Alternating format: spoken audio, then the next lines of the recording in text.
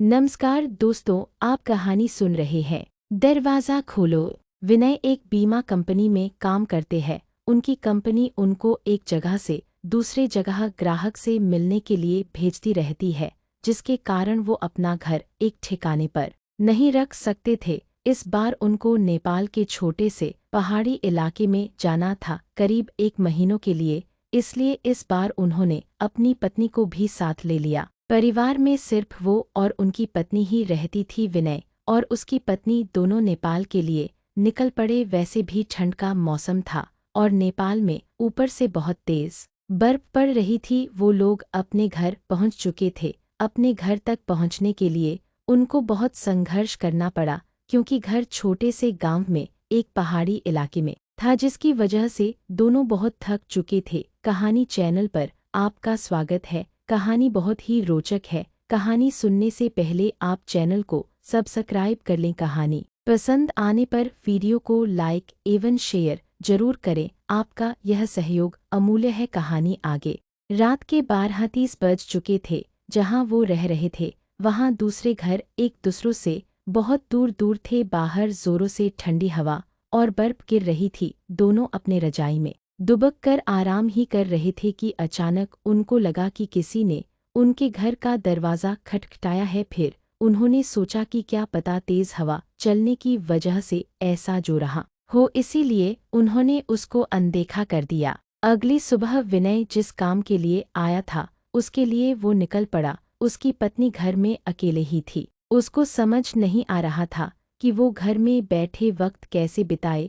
उसने सोचा कि चलो क्यों न बाहर जाकर ही कुछ देख लिया जाए। बाहर ठंड तो थी पर हवा नहीं चल रही थी, इसीलिए उसने अपना स्वेटर पहना और बाहर निकलने को तैयार हो गई। जैसे ही उसने अपना घर का गेट खोला, वैसे ही देखती है कि घर के पास बने एक खंबे के पीछे एक छोटा सा बच्चा खड़ा है, जो उसको चुपके चुपके देख रहा है। विनय की पत्नी ने उसको अपनी ओर बुलाया पर वो नहीं आया और वो वहां से भाग गया। अगले दिन भी कुछ ऐसा ही हुआ। वो लड़का उसको फिर से घूरे देखा जा रहा था। इस बार उसकी पत्नी ने उस बच्चे को पकड़ लिया और पूछा कि तुम यहाँ क्या कर रहे हो। उस बच्चे ने कुछ नहीं बोला और न ही कुछ बताया। विनय की पत्नी ने उससे उसके घर के बारे में पूछा, तब भी वो कुछ नहीं बोल रहा था। आखिर में उसका नाम पूछने पर उसने अपने धीमी सी आवाज में अपना नाम सूर्य बताया और फिर वहां से भाग गया। उसको उसका व्यवहार कुछ समझ नहीं आया। ये सिलसिला ऐसे ही चलता रहा। वो बच्चा रोज उसको खंबे के पीछे से निहारता रहता था। उस दिन रविवार की रात थी। दोनों घर में अंगीठी के सामने आग ताप रहे थे, क्योंकि बाहर की हालत बहुत खराब थी। इतनी खराब कि कोई थोड़ी देर के लिए बाहर निकल जाए तो उसकी जान चली जाए। कहानी सुनना एक अच्छी आदत है और आपकी रुचि में बहुत ही गहराई है। अगर अभी तक आपने चैनल को सब्सक्राइब नहीं किया है तो चैनल को सब्सक्राइब करें और कमेंट बॉक्स में कहानी कैसी लगी जरूर लिखें। तो आगे बढ़ते हैं। अचानक दरवाज़ा किसी ने खटखटाया। उन दोनों को फिर से लगा कि शायद हवा की वजह से ऐसा हो रहा हो। तभी फिर से किसी ने दरवाज़ा खटखटाया। इस बार खटखटाने की आवाज़ साफ आ रही थी। ये आवाज़ सुनकर दोनों डर गए, क्योंकि इतनी रात को वो भी जान ले लेने वाली ठंड में आखिर कौन हो सकता है।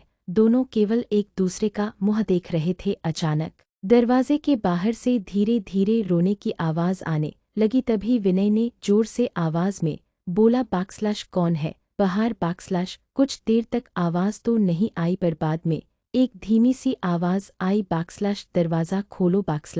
बैकस्लैश कृपया करके दरवाज़ा खोलो, बहुत ठंड है। बैकस्लैश ये आवाज़ किसी छोटे से बच्चे की थी। तभी विनय की पत्नी को ये आवाज़ जानी पहचानी लगी। उसने कहा कि ये तो वही बच्चे की आवाज़ लगती है जो रोज़ घर के बाहर खड़ा रहता था। विनय की पत्नी ने कहा कि हमें उसे अंदर लाना चाहिए। वो भागते हुए अभी दरवाजे के पास जा ही रही थी कि अचानक उनके घर के फ़ोन की घंटी बाजी। फ़ोन एक पड़ोस में रहने वाली औरत का था, जिससे आज ही विनय की पत्नी मिलकर आई थी। विनय की पत्नी ने फ़ोन उठाया। वहां से उस औरत की आवाज़ आई, बैकस्लैश हेलो जी, मैं आपको बताना भूल गई थी कि अगर आपके घर के बाहर कोई भी दरवाज़ा खटखटाए तो उसको मत खोलना / विनय की पत्नी ने कहा कि / अभी मेरे घर के बाहर एक बच्चे की आवाज़ आ रही है जो दरवाज़ा खोलने को कह रहा है / तभी उस औरत ने कहा कि / नहीं, आप बिल्कुल मत खोलना, वो असल में एक आत्मा है। यहाँ जब जब तेज़ आंधी और ठंड पड़ती है वो तब तब सबके घर के बाहर जाता है और दरवाज़ा खोलने को कहता है। वो ठंड का बहाना बनाता है और दरवाज़ा खुलवाने की कोशिश करता है। अगर कोई गलती से भी दरवाज़ा खोल देता है तो वो अगले दिन बर्फ में दबा हुआ मिलता है / ये सुनते ही जैसे उनके पैरों से ज़मीन ही खिसक गई। वो सोचने लगी कि जो बाहर दरवाज़ा खटखटा रहा है वो असल में एक आत्मा है। उन्होंने ने दरवाज़ा नहीं खोला। अगले दिन ही वो दोनों भाग कर पड़ोसी के पास गए और पूरे मामले के बारे में पूछा। उस औरत ने बताया कि इस गांव में एक परिवार रहता था। पहाड़ टूटने की वजह से उस परिवार का विनाश हो गया, बस एक बच्चा बच गया। वो दूसरों के घर जा जाकर खाना मांगता। एक दिन बहुत जोरों से बर्फ की आंधी पड़ रही थी। वो दूसरों के घर के बाहर दरवाज़ा खटखटा कर घर के अंदर आने को गुहार लगा रहा था, पर किसी ने भी उसकी गुहार नहीं सुनी। ठंड की वजह से सब अपने घरों में दुबके हुए थे। कल सुबह होने पर उस बच्चे की लाश बर्फ में अकड़ी हुई मिली। आज भी कभी भी जोरों से बर्फ की आंधी आती है तो उसकी आत्मा सबके घर के पास आती है और गुहार लगाती है। ये सब सुनकर दोनों हैरान रह गए, लेकिन वो वहाँ 1 महीने जब तक रहे तब तक 3-4 बार उनके साथ ऐसा ही हुआ। लेकिन विनय का काम खत्म हो जाने पर वो वहाँ से चले गए। पर विनय की पत्नी में दिमाग में एक रहस्य हमेशा बना रहा कि उस घटना के बाद जो बच्चा उसे रोज घर के बाहर दिखता था वो कभी नहीं दिखा। कहानी समाप्त हुई। आपको यह कहानी कैसी लगी कमेंट बॉक्स में लिखकर जरूर बताएं। धन्यवाद।